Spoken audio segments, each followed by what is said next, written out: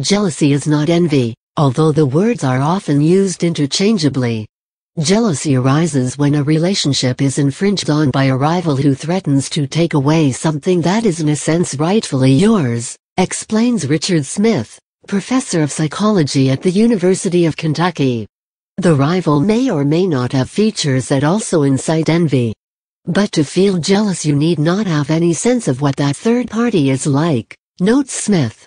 Envy, on the other hand, derives from the basic fact that so much of the spoils of life come from how we compare to others. It arises when another person possesses some trait or object that you want, and includes a mix of discontent, a sense of inferiority, and a frustration that may be tinged with resentment. Here's a shocker: jealousy may be losing its utility in contemporary life, more useful to our ancestors than to us, given our penchant for changing partners. As our high divorce rate attests, sometimes, we're just not all that interested in saving our closest relationships. It may also be that jealousy is on a shifting course in our emotional repertoire, moving from coercive social emotion, a socially sanctioned response to infidelity, to sign of personal pathology. A signal to look within. Jealousy is an extremely painful emotion.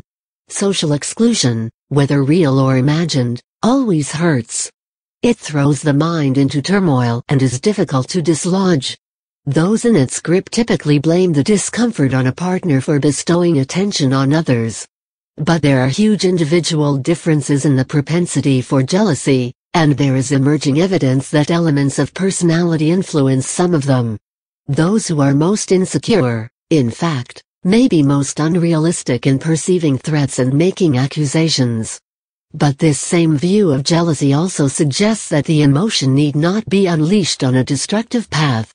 It can instead serve a highly constructive purpose, as a valuable signal to look within and repair one's own sense of self. That, in turn, can only improve relationships. Jealousy, it seems, says more about the bearer than about the deeds or misdeeds of a mate. No one can say for sure what jealousy is. Attempts to define it are elusive for a reason.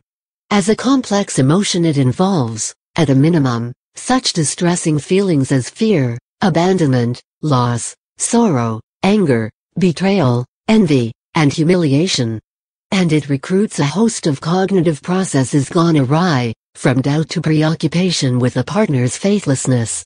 It may take much of its primal force from activating the attachment system of the brain, a genetically ingrained circuit that is the foundation of our social bonds and that prompts widespread distress when they are threatened.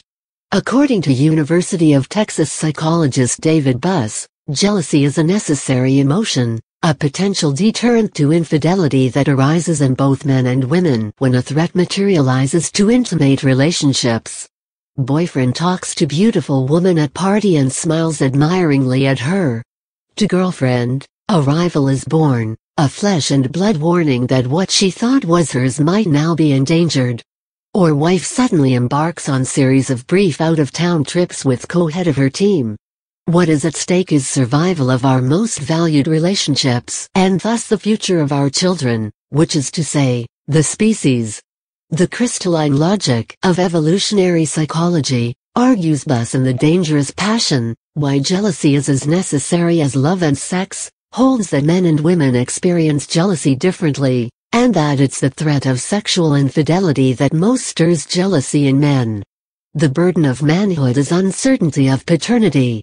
Jealousy serves to keep a mate from straying, upping a man's confidence that he is the genetic father of his partner's children. Jealousy arose to keep him from the reproductive debt and of investing his finite resources in raising some other man's children. Women respond most to the possible loss of love to a rival female, a way of protecting a partner's needed commitment to home and kids. And perhaps in the small bands in which humans lived for most of evolutionary history, jealousy was effective in keeping a mate from straying. Yes, says Buss, jealousy can cause men, especially, to explode violently, although that's just a way to reduce the odds that their partners will stray. Jealousy is not just the main motivation for spouse battering. Sexual jealousy is the leading cause of spousal murder worldwide. Even then, It's not really jealousy that's to blame, contends Buss. It is a delusion that a loved one has committed an infidelity when none has occurred. But this double-edged defense mechanism wouldn't exist if long-term love hadn't emerged among primates. Jealousy is love's necessary protector, even if, given the cognitive biases built into the brain, it errs on the side of seeing betrayal where it does not exist. Delusion is jealousy's yes man. Not inevitable.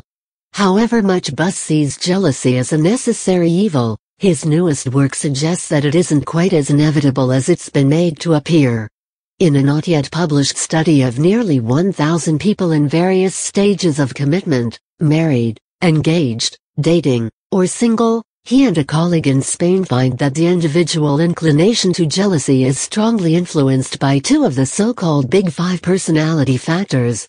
It is positively associated with neuroticism, or emotional instability, the liability to such unpleasant emotions as anger, anxiety, and depression. The higher the level of instability, the more one is prone to jealousy. And it is negatively related to agreeableness. The tendency to be cooperative and compassionate rather than suspicious and antagonistic.